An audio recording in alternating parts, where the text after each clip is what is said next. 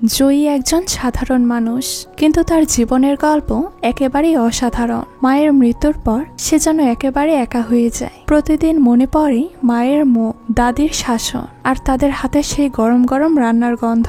সেই শূন্যতাই একসময় জয়ীকে বদলে দেয়। সে সিদ্ধান্ত নেয় এমন কিছু করবে যা শুধু নিজের নয়, অসংখ্য মানুষের মন ছুঁয়ে যাবে। তাই সে তৈরি করে এক অদ্ভুত মমতা ভরা রেস্তোরাঁ, যেখানে রান্না করে এলাকার নানি দাদিরা। প্রতিটি খাবারে মিশে থাকে তাদের অভিজ্ঞতা, ভালোবাসা আর পরিবারের উষ্ণতা। তার রেস্টুরেন্ট এমন এক জায়গা যেখানে কেউ তার মায়ের হাতের রান্নাকে মিস করবে না, কেউ একা থাকবে না। তবে জয়ীর জন্য এই পথটা মোটেও সহজ ছিল না। প্রথমে জয়ী অনেক বাধা, ব্যর্থতা আর কষ্টের মুখোমুখি হয়, কিন্তু শেষ পর্যন্ত তার এই ভালোবাসার রেস্টুরেন্ট পৌঁছে যায় বিশ্বজুড়ে খ্যাতির শিখরে।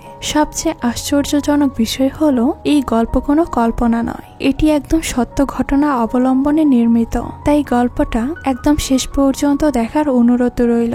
ননাস শুধু একটি গল্প নয়, এটি মায়ের হাতের রান্নার গন্ধে ভরা এক আবেগঘন যাত্রা। তো গল্পের শুরুতেই আমরা জয়ী নামের একটা বাচ্চা ছেলেকে দেখতে পাই। জয়ী লাইন দিয়ে তার পছন্দের খাবার কিনে খায়। লাইন দেওয়ার কারণ হলো এই দোকানটার খাবার সবাই এতটাই পছন্দ করে যে সবসময় অনেক ভিড় লেগে থাকে। বাইরে জয়ীর বন্ধু ব্রন তাদের গাড়ি পরিষ্কার করছিল। খাবার কিনে জয়ী বাইরে এসে তার বন্ধুকে সন্ধ্যায় তাদের বাসায় আসার জন্য দাওয়াত দিয়ে দ্রুত বাড়িতে ফিরে আসে। আজ রাতে জয়ীদের বাড়িতে একটা পার্টির আয়োজন করা হয়েছে, যার কারণে জয়ী দাদি আর মা দুজনেই বিভিন্ন রান্নাবান্নার কাজে ব্যস্ত। জয়ী সবসময় তার মা আর দাদির রান্না করা খাবার ভীষণ পছন্দ করে। জয়ী তার দাদিকে ননাস বলে ডাকে। জয়ীর দাদির বানানো স্পেশাল সস তার বেশি পছন্দ। এই সস বানাতে টমেটো সহ অনেক কিছু প্রয়োজন হয়। তো যাই হোক, আজ বাড়িতে এসব মেহমানের জন্য খুব মজাদার খাবার রান্না করলে সন্ধ্যায় মেহমানরা প্রত্যেকে এই খাবারগুলো খেয়ে অনেক খুশি হয়। জয়ীর মা আর দাদির রান্নার অনেক প্রশংসা করে। এখানে জয়ীর মা মারিয়ার বান্ধবী রবার্টও এখানে বেড়াতে আসে এবং স্মৃতির জন্য তারা দুজনে একসঙ্গে একটা ছবিও তুলে রাখে। এরপর ৩৫ বছর পর দেখা যায় জয়ী এখন অনেক বড় হয়ে গিয়েছে।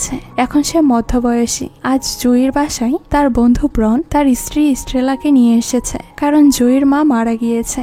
আজ তার ফিউনারেল, তাই বন্ধুকে সান্ত্বনা দিতে এসেছে। তো যাই হোক, বন্ধুকে সান্ত্বনা দিয়ে ব্রন এখান থেকে চলে যায়। জয়ী তাদেরকে বাইরে ছাড়তে আসলে ব্রনের কাছে তার বাবার রেখে যাওয়া সেই গাড়িটা দেখতে পায়। এখনো ব্রন তার বাবার স্মৃতিকে কিভাবে খুব যত্নে আগলে রেখেছে। এরপর সে ভেতরে এসে তার মা আর দাদির কথা মনে করে তাদের বানানো কিছু রেসিপি নিজেই বানিয়ে খেতে শুরু করে। তো সেই সময় জয়ী কিছু রেসিপি ঠিকঠাক ভাবে রান্না করতে পারে, তো আবার কিছু কিছু খাবার রান্না করতে পারে না।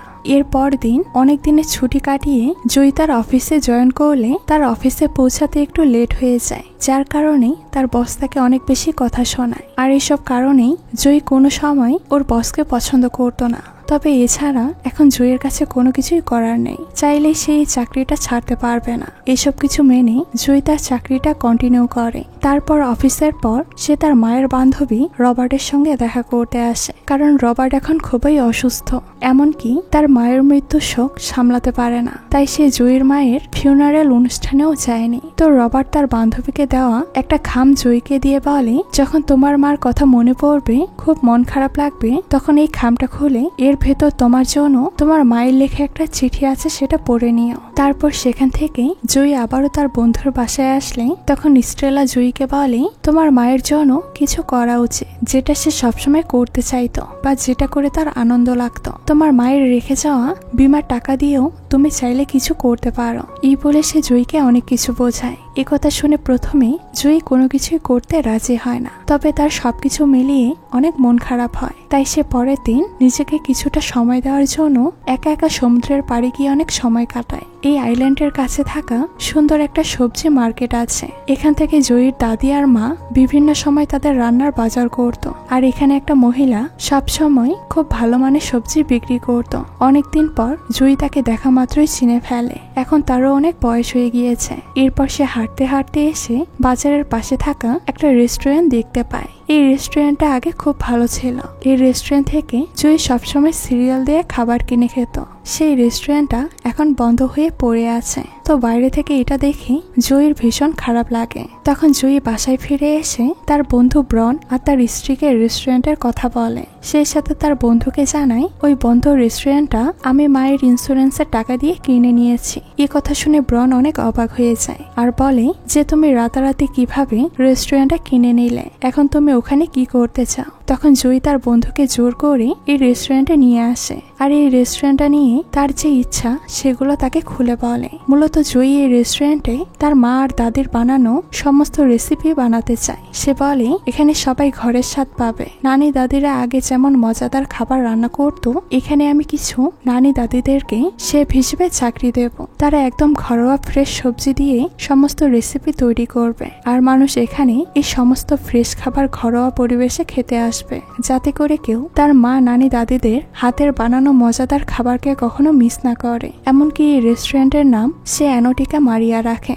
জুঁইয়ের এই আইডিয়াগুলো শুনে তার বন্ধু আর তার ওয়াইফ খুশি হয় এবং তারা দুজনেই তাকে সাহায্য করার জন্য রাজি হয়। এই সম্পূর্ণ ইন্টেরিয়র ডিজাইন তারাই করে দিতে চায়, কিন্তু এসব কিছুর জন্য আগে তাদের এই রেস্টুরেন্ট ওপেন করার জন্য কর্তৃপক্ষ থেকে সার্টিফিকেট নিতে হবে। এসব কিছুর দায়িত্ব জুঁই ব্রনকে দিয়ে দেয়, কারণ ব্রন ছিল কন্ট্রাক্টর, তাই তার বড় বড় অফিসারদের সাথে উঠা বসা আছে, যার কারণে এই বিষয়টা ব্রন খুব সহজেই করতে পারবে। তো যাই হোক, জুঁই প্ল্যান করে সে তার রেস্টুরেন্টের পাশাপাশি চাকরিটাও চালিয়ে যাবে, কারণ এই মুহূর্তে চাকরি ছাড়লে তার অনেক বড় সমস্যা হতে পারে, কারণ রেস্টুরেন্টটা চালাতেও বেশ খরচের প্রয়োজন। তাছাড়া অনুমতির ঝামেলা তো আছে, তাই তার কিছু সময়ের প্রয়োজন ছিল। তাই সেই মুহূর্তে চাকরিটা ছাড়তে চায় না। যখন তার এই রেস্টুরেন্টটা খুব ভালোভাবে চলবে তখন সে চাকরিটা ছেড়ে দেবে। তো পরদিন থেকে ব্রন ওই রেস্টুরেন্টের রেনোভেশনের কাজ শুরু করে দেয়। পুরোনো বোর্ড খুলে নতুন নেমপ্লেট বোর্ড লাগানো হয়। তাদের এই সমস্ত কার্যকলাপ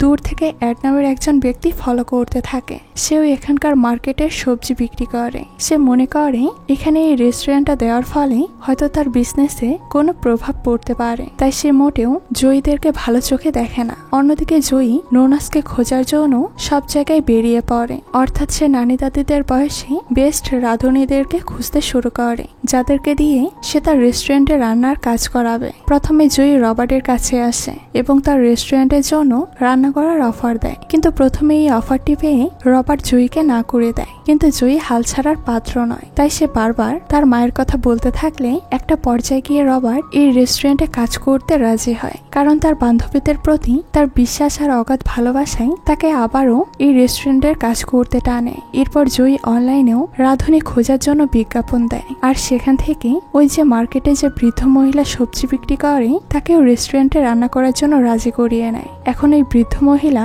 এই বয়সে সম্পূর্ণ একা হয়ে গিয়েছে। তার হাজব্যান্ড মারা যাওয়ার পর তার এখন আর তেমন একটা সময় কাটে না, তাই সে একটা ব্যস্ত কাজ করতে চাইছিল যাতে তার সময়টা পার করতে পারে। আর এই রেস্টুরেন্টে রান্না করলে অনেক মানুষের ভিড়ে তার সময়টা নিশ্চিন্তে পার হয়ে যাবে, তাই সে এখানে কাজ করতে চায়। তো পরের দিন রেস্টুরেন্টে কাজ করার জন্য সর্বপ্রথম রবার্ট আসলে 3 ঘন্টার ভেতরে কেউ রেস্টুরেন্টের ধারের কাছে আসে না, যেটা দেখে রবার্ট খুবই বিরক্ত হয় আর এখান থেকে চলে যেতে চায়। ঠিক তখন ওই বৃদ্ধ মহিলা তার মেয়েকে নিয়ে আসে। তাদের দেখে রবার্ট এখানে থেকে যায়। সেই সাথে ওই বৃদ্ধ মহিলার মেয়ে জয়ের এমন আইডিয়ার জন্য খুবই প্রশংসা করে। কিছুক্ষণ পর আরো একজন মহিলা এখানে এসে হাজির হয়। এরপর সবাই সবার সঙ্গে পরিচিত হওয়ার পর জয়ী সবাইকে তার পরিবারের যে খাবারটা সব থেকে পছন্দের সেই খাবারটা তৈরি করতে বলে।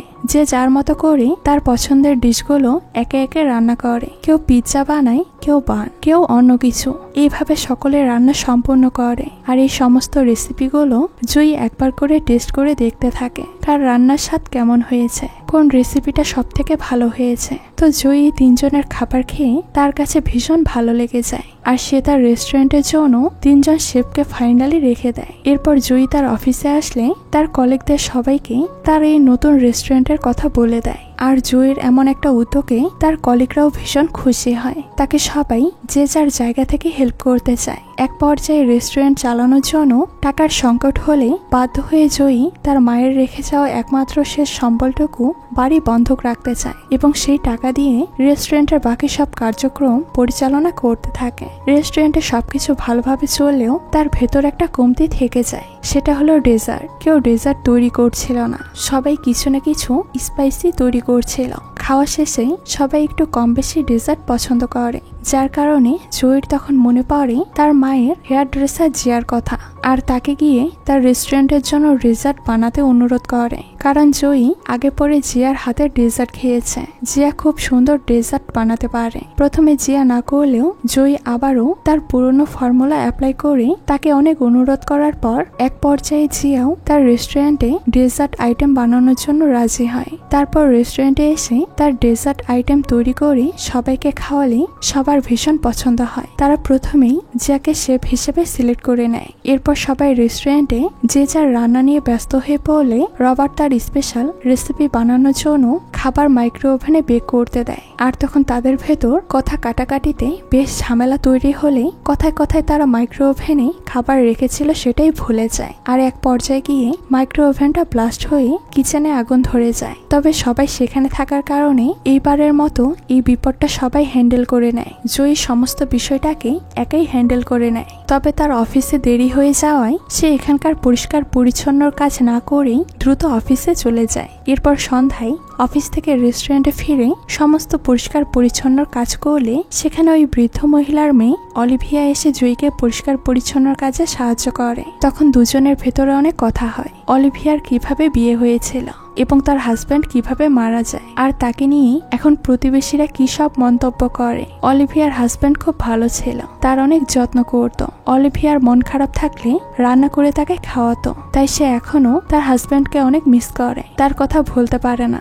এমনকি তার দেওয়া রিংও সে এখনো হাতে পড়ে থাকে। হেলথ ইন্সপেক্টর হ্যারি জয়ীর রেস্টুরেন্টে ভিজিট করতে আসে, কারণ সার্টিফিকেট দেওয়ার আগে অবশ্যই রেস্টুরেন্টটা সব দিক ভিজিট করবে। সেখানে গতদিন রেস্টুরেন্টে আগুন লাগাই বিষয়টা সামনে আসলে ইন্সপেক্টর তাদেরকে সার্টিফিকেট দিতে রাজি হয় না, বরং বলে আগামী বছর তোমরা আবারও আবেদন করবে, আর এই এক বছর যদি সবকিছু ঠিকঠাক থাকে তাহলে তোমাদের এই রেস্টুরেন্ট ওপেনিং এর জন্য সার্টিফিকেট দেওয়া হবে। এই সার্টিফিকেট ছাড়া জয়ী তার রেস্টুরেন্ট ওপেনিং করতে পারবে না। এই ঘটনায় জয়ী আর ব্রোনের ভেতর ঝামেলার সৃষ্টি হয়। মূলত জয়ী আগুন লাগার বিষয়টা ব্রোনকে বলেনি, যার কারণে ব্রোন তাকে অনেক বেশি কথা বলে। আর ব্রোনের বেশি কথাই জয়ী ভালোভাবে নিতে না পেরে জয়ী তাকে উল্টাপাল্টা কথা শুনিয়ে রেস্টুরেন্ট থেকে বের করে দেয়। এভাবে তাদের দুজনের এতদিনের বন্ধুত্বের ভেতরেও একটা ফাটল ধরে। এরপর জয়ী ভেতর থেকে অনেকটা ভেঙে পড়ে। সে কিভাবে তার রেস্টুরেন্টের বাকি কাজগুলোকে এগিয়ে নিয়ে যাবে সে কোনো কিছুই বুঝতে পারে না। তাই সে দিনরাত কঠোর পরিশ্রম করে যাতে অনেক টাকা উপার্জন করে এই রেস্টুরেন্টে সে ভালোভাবে ইনভেস্ট করতে পারে। এমনকি সে অলিভিয়ার কাছে গিয়ে আইনি সাপোর্ট চায়। তো অলিভিয়াও জয়ীকে আশ্বস্ত করে সে তাকে সর্বোচ্চ দিয়ে সাপোর্ট করবে। এদিকে জয়ীর রেস্টুরেন্টের ননাসগুলো খুবই অধৈর্য হয়ে ওঠে। তারা মনে করে জয়ী হয়তো কোনোদিনই এই রেস্টুরেন্ট আর ওপেনিং করতে পারবে না, তাই তারা যে যার মতো কাজ ছেড়ে দিয়ে এখান থেকে চলে যেতে চায়। আর তখন তাদের ভেতর একজন সবাইকে খুব রিকোয়েস্ট করে রেস্টুরেন্টে থেকে যাওয়ার জন্য এবং প্রার্থনা করে যেন তারা এই বিপদ থেকে খুব দ্রুতই উদ্ধার হতে পারে। আর তখন সবাইকে চমকে দিয়ে সেখানে অলিভিয়া হ্যারিকে নিয়ে উপস্থিত হয়। মূলত অলিভিয়া হ্যারিকে কনভিন্স করে আইনের সমস্ত প্রক্রিয়া শেষ করে এই রেস্টুরেন্টের অনুমতি দেওয়ার জন্য তাকে এখানে নিয়ে এসেছে। এত বড় উপকার করায় জয়ী তাকে ধন্যবাদ জানায়। আর অলিভিয়াও ছোটবেলায় তাদের বন্ধুত্বের কথা মনে রেখে জয়ীকে হেল্প করেছে। আর যেহেতু তার মায়ের রেস্টুরেন্টে কাজ করছে তাই জয়ীকে হেল্প করতে তার কোনো বাধা নেই। এখানেই জয়ীর সকল সমস্যার সমাধান হয়নি, বেশ কিছু সমস্যার সম্মুখীন তাকে হতে হয়। সেগুলো কি কি তা আমরা একটু পরেই জানতে পারবো। এরপর জয়ী তার নিজের ভুল বুঝতে পেরে বন্ধু ব্রনের কাছে আসে দেখা করতে, আর তার সেদিনের আচরণের জন্য ব্রনের কাছে ক্ষমা চায়। তখন স্ট্রেলা এসে জয়ীকে বলে, তুমি হয়তো জানো না তোমার ওই রেস্টুরেন্টের রেনোভেশন করানোর জন্য ব্রন তার বাবার রেখে যাওয়া একমাত্র শেষ স্মৃতি ওই গাড়িটা পর্যন্ত বিক্রি করে দিয়েছে। আর সেই তুমি ওকে যাচ্ছে না তাই বলে অপমান করে তোমার রেস্টুরেন্ট থেকে বের করে দিয়েছ। এই কথাগুলো জানার পর জয়ীর অনেক বেশি মন খারাপ হয়, কারণ সে রাগের মাথায় তার বন্ধুকে কতটা আঘাত দিয়েছে। এরপর জয়ী তার বন্ধুর কাছে আবারও ক্ষমা চেয়ে বলে, এরপর থেকে আমি জীবনে আর কোনোদিন তোমার কাছ থেকে কোনো কথাই গোপন করব না। এরপর দুই বন্ধু একে অপরকে মাফ করে দিয়ে আবারও তাদের রেস্টুরেন্টের কাজে ফিরে আসে। এর পরের দিন তাদের সম্পূর্ণ কাজ শেষ করে রেস্টুরেন্ট ওপেনিং এর ডেট আসলে জুই আজকে সকল স্টাফদের ছুটি দিয়ে দেয়, কারণ ওপেনিং এর দিন সবাইকে অনেক বেশি কাজ করতে হবে। এদিকে রেস্টুরেন্ট ওপেনিং এর খুশিতে জিয়া বাকি 3 জন শেফকে তার পার্লারে নিয়ে আসে এবং সবাইকে নতুন নতুন হেয়ার স্টাইল এবং স্টাইলিশ মেকআপ করে দেয়, যাতে ওপেনিং এর দিন সবাইকে খুব বেশি সুন্দর দেখায়। আর এখানে সবাই সবার ব্যক্তিগত জীবন সম্পর্কে একে অপরকে বলতে থাকে। এখানে জিয়া সবার প্রথমে তার সম্পর্কে বলে। সে বলে তার হাজব্যান্ডের ক্যান্সার হয়েছিল। তার হাজব্যান্ড মারা যাওয়ার পর সে আর কখনো বিয়ে করেনি, যার কারণে সে এখনো নিজেকে খুব সুন্দরী মনে করে। রবার্ট তার সম্পর্কে বলে। সে বলে তার হাজব্যান্ডও মারা গিয়েছে, তার ছেলে এখন বিদেশে থাকে, ছেলেরা তার তেমন একটা খোঁজ নেয় না। অন্যদিকে জয়ী অলিভিয়াকে নিয়ে রাতে আগেই পার্টি করে। ছোটবেলায় তারা এমন আনন্দ মজা করত, আসলে তারা দুজন একে অপরকে মনে মনে পছন্দ করে। পরের দিন সকালে নোনা সুন্দরীরা সাজুগুজু করে টাইমলি রেস্টুরেন্টে পৌঁছায়। এরপর তাদের এই কাঙ্ক্ষিত রেস্টুরেন্টের গ্র্যান্ড ওপেনিং হয়, কিন্তু দুর্ভাগ্যবশত ওই দিন আবহাওয়া খারাপ থাকায় ঝড় বৃষ্টির কারণে কোনো কাস্টমারই তাদের রেস্টুরেন্টে আসে না। আর এতে করে প্রথম দিন সবার ভীষণ মন খারাপ হয়। তারা প্রত্যেকে যে যার জায়গা থেকে এই রেস্টুরেন্টের অনেক প্রচারণা চালিয়েছে, কিন্তু কোনো কিছুতে কাজ হয়নি। প্রথম কাস্টমার হিসেবে ব্রোন আর তার ওয়াইফই রেস্টুরেন্টে আসে। তারা প্রথম দিন খাবার খেয়ে সবার খুব প্রশংসা করে এবং বাসায় ফিরে যায়। তবে এসব কিছুর মাঝে জয়ী বেশ হতাশ হতে শুরু করে, কারণ দিনের পর দিন পার হতে থাকে, কেউ তাদের রেস্টুরেন্টে আসে না। কোনো কাস্টমার না থাকায় সবারই মন খারাপ হতে থাকে। তবে জয়ী হাল ছাড়ে না, সে তার সর্বোচ্চ দিয়ে চেষ্টা করতে থাকে। পরিচিত সবাইকে ফোন করে, মেল করে, তার রেস্টুরেন্টে আসার জন্য ইনভাইট করে, কিন্তু এতেও বিশেষ কোনো লাভ হয় না। মাস পার হয়ে গেলে জয়ী তার বেতন থেকে রেস্টুরেন্টদের নোনাসদের বেতন দিয়ে দেয়। অন্যদিকে জানা যায় বাজারে যে সবজি বিক্রেতা ছিল, যে জয়ীকে মোটেও পছন্দ করতে পারতো না, সেই মূলত জয়ীদের বিজ্ঞাপন মানুষদের কাছে নেগেটিভ ভাবে বলায় এতদিন কেউ রেস্টুরেন্টে আসেনি। আর এই বিষয়টা বৃদ্ধ মহিলা জানতে পেরে সে গিয়ে অ্যাডকে অনেক বকাবকি করে আর বলে ও আমাদের এই বয়সে একটা কাজের ব্যবস্থা করে দিয়েছে, নিজেদের একটা পরিচয় তৈরি করার সুযোগ দিয়েছে, তুমি কেন ওর এত বড় ক্ষতি করলে? তখন অ্যাড বলে ও এখানে নতুন, এখানে এসেই সবকিছুই হাতের নাগালে পেয়ে যাবে, এটা হতে পারে না। এদিকে জিয়া জয়ীর কাছে জিজ্ঞেস করে রেস্টুরেন্টের সিচুয়েশন কেমন। তখন জয়ী অকাতরে বলে আসলে তেমন ভালো কিছু না, সিচুয়েশন খুবই খারাপ, ভবিষ্যতে কি হবে কোনো কিছুই বলতে পারছি না, কারণ এখানকার বিজ্ঞাপনে যে শুধু নেগেটিভিটি ছড়িয়েছে তাই নয়, বরং জয়ী যাদেরকে কল করেছে, মেল করেছে, তাদের ভেতরে কেউ সাড়া দেয়নি। হয়তো খুব দ্রুতই এই রেস্টুরেন্ট বন্ধ করে দিতে হবে। এরপর জিয়া জয়ীকে আইডিয়া দেয়, আমরা যদি কোনো ভালো ফুড রিভিউয়ারকে হায়ার করে রেস্টুরেন্টের খাবারের রিভিউ দিতে বলি, তাহলে হয়তো কিছুটা উপকার হতে পারে। যদি রিভিউয়ার তোমার ফোন কলে সাড়া না দেয়, তাহলে তুমি নিজে খাবার নিয়ে তাদের কাছে যাও, দেখো কি হয়। তো এই কথা শোনার পর জয়ী জিয়ার কথা মতো কাজ করে, খাবার নিয়ে রিভিউয়ারদের কাছে যায় আর একজন ফেমাস ফুড রিভিউয়ার এডওয়ার্ডকে তাদের রেস্টুরেন্টের খাবার খেতে দেয়। প্রথমে এডওয়ার্ড তাকে এখান থেকে চলে যেতে বললেও খাবারটা সে একবার টেস্ট করে দেখে, আসলেই খাবারটা খুব সুস্বাদু। তাছাড়া জয়ী তার আইডিয়া এডওয়ার্ডের সঙ্গে শেয়ার করলে এই আইডিয়াটা এডওয়ার্ডের ভীষণ ভালো লাগে, তাই সে এবার তার রেস্টুরেন্টে এসে ফুড রিভিউ দিতে রাজি হয়। কারণ জয়ীর রেস্টুরেন্ট শুধু কোনো খাবারের রেস্টুরেন্ট নয়, এখানে মানুষের পুরোনো দিনের খাবার টেস্ট করার একটা সুযোগ রয়েছে। পরিবারের রান্নার স্বাদ পাবে ঘরোয়া পরিবেশে। এতে করে এই খাবারগুলো খেলে নানীদের হাতে সেই শৈশবের রান্নাগুলোর কথা অনেকেই মনে করতে পারবে। এরপরেও তেমন একটা সুবিধা না হলে জয়ী তার রেস্টুরেন্ট বন্ধ করার সিদ্ধান্ত নেয়। এই সিদ্ধান্তে সবার মন খারাপ থাকলেও কারো কোনো কিছুই করার থাকে না। এখানে সবাই এতদিন একসঙ্গে কাজ করতে করতে সবার ভিতরে একটা ভালো বন্ডিং তৈরি হয়, সবাই একটা পরিবারের মতো হয়ে গিয়েছে। তবে রেস্টুরেন্ট বন্ধ করার আগে সবাই সবার বন্ধু বান্ধবকে নিয়ে এখানে একটা পার্টি করতে চায়। তারা শেষ খাবার খেয়ে রেস্টুরেন্ট বন্ধ করে দিবে, সেই অনুযায়ী সবাই সবার বন্ধু বান্ধবীদের আশেপাশে পরিচিতদের নিয়ে এই রেস্টুরেন্টে আসে। আর এখানে সবার খাবার খেয়ে বেশ ভালো লাগে, কারণ নোনাসরা আজও তাদের সর্বোচ্চটুকু দিয়ে তাদের রেসিপিগুলো রান্না করেছে, আর এগুলো মানুষ তৃপ্তি সহকারে উপভোগ করে। এতে করে এখানে উপস্থিত সবাই আরো জয়ীর এমন একটা উদ্যোগে এপ্রিসিয়েট করে এতদিন পর তারা এখন চাইলে ঘরোয়া খাবারগুলো খেতে পারবে। এখনকার নামি দামি শো কল রেস্টুরেন্ট শুধু চাইনিজ আইটেম খেয়ে উঠে যাওয়ার সময় নেই। পুরনো সমস্ত আইটেম তারা যখন খুশি তখন উপভোগ করতে পারবে। এসব কিছুর জন্য এখানে উপস্থিত সব গেস্টগুলোই আজ উঠে দাঁড়িয়ে নোনাজদের হাততালি দিয়ে সম্মান জানায়। আর সবার থেকে এমন সম্মান পেয়ে নোনাজরাও ভীষণ খুশি হয় আর তাদের কৃতজ্ঞতা জানায়। এরপর রাতে সবাই রেস্টুরেন্ট থেকে চলে গেলে হঠাৎ করে জয়ী তার মায়ের রেখে যাওয়া সেই চিঠির খামটা দেখতে পায়। এতদিন সে এই চিঠিটি খুলে দেখতে পারেনি, কারণ তার কাছে সবসময় মনে হতো এই চিঠিটা পড়া হয়ে গেলে হয়তো তার মায়ের সাথে তার শেষ কথাটুকু শেষ হয়ে যাবে। তাই সে চিঠিটা খোলার সাহস কখনোই পায়নি। তবে আজ তার মনে হচ্ছিল সবকিছুই যখন শেষই হয়ে যাবে তখন মায়ের চিঠিটাও পড়ে নেওয়া যাক। তো চিঠির খামটা খোলার সাথে সাথে জয়ী অবাক হয়ে যায়, কারণ তার মা জানতো জয়ী তাদের হাতের রান্না খেতে খুবই পছন্দ করত। তাই সমস্ত রেসিপি এখানে তার জন্য খুব সুন্দর করে লিখে রেখে গিয়েছিল, যাতে তার যখন মন চাইবে তখন নিজে বানিয়ে খেতে পারবে। জয়ী হঠাৎ করে এই রেসিপিগুলো পেয়ে অনেক খুশি হয় আর সে দ্রুত কিচেনে গিয়ে প্রত্যেকটা রেসিপি নিজের হাতে বানাতে শুরু করে। তবে নোনাজদের বানানো রেসিপিগুলো নিজের হাতে বানিয়ে টেস্ট করলে তার ছোটবেলার কথাগুলো মনে পড়ে যায় এবং সে অনেক ইমোশনাল হয়ে যায়, কারণ এই প্রত্যেকটা আইটেমেরই টেস্ট সে শৈশবে খাওয়ার মতোই হয়েছিল।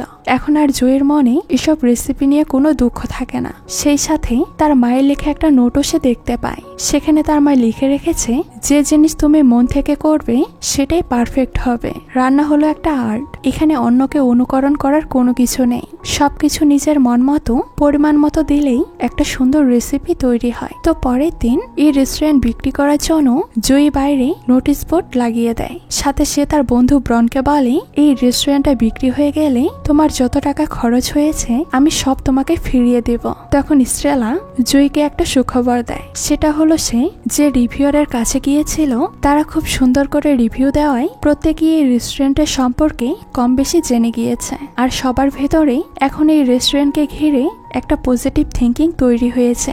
এই রেস্টুরেন্টের পরিবেশ আর খাবারের স্বাদ সম্পূর্ণ ঘরকে মনে করিয়ে দিবে। এরপর থেকে জয়ীদের রেস্টুরেন্টে কাস্টমার দিনে রাতে সবসময় আসতে শুরু করে আর এত ভিড় দেখে জয়ী অনেক খুশি হয়ে যায়। এরপর জয়ী রেস্টুরেন্টটা বিক্রি করার আর কোনো সুযোগই পায় না, কারণ সব কাস্টমাররা তার রেস্টুরেন্টে এসে খাবারগুলো এনজয় করতে থাকে আর তার রেস্টুরেন্ট সবসময় কাস্টমারের রমরমা হয়ে থাকে। এক পর্যায়ে গিয়ে জয়ী তার প্ল্যান মতো তার চাকরি ছেড়ে দিয়ে রেস্টুরেন্টের কাজে মন দেয় এবং জয়ী তার বন্ধু যত টাকা রেস্টুরেন্টে ইনভেস্ট করেছিল তাকে সম্পূর্ণ টাকা ফিরিয়ে দেয়। শুধু তাই নয়, তার বন্ধুর বাবার একমাত্র যে স্মৃতি গাড়ি ছিল সেটাকেও সে আবারও ফিরিয়ে আনে, কারণ জয়ী খুব ভালো করে জানতো প্রিয় মানুষের রেখে যাওয়া শেষ স্মৃতি মানুষের কাছে কতটা স্পেশাল হয়। আর এইভাবেই সবার হাসি খুশি আর ভালো লাগার মধ্য দিয়ে রেস্টুরেন্টটা আজও টিকে থাকে। আমি গল্পের শুরুতেই যেমনটা বলেছিলাম, এই গল্প একটা সত্য ঘটনা অবলম্বনে তৈরি করা হয়েছে। তো আজকের এই গল্পটা আপনাদের কাছে কেমন লেগেছে সেটা কিন্তু অবশ্যই কমেন্ট করে জানাবেন। আজকে এই পর্যন্তই, দেখা হচ্ছে নতুন কোনো ভিডিওতে। সেই পর্যন্ত সবাই ভালো থাকবেন। আল্লাহ হাফেজ।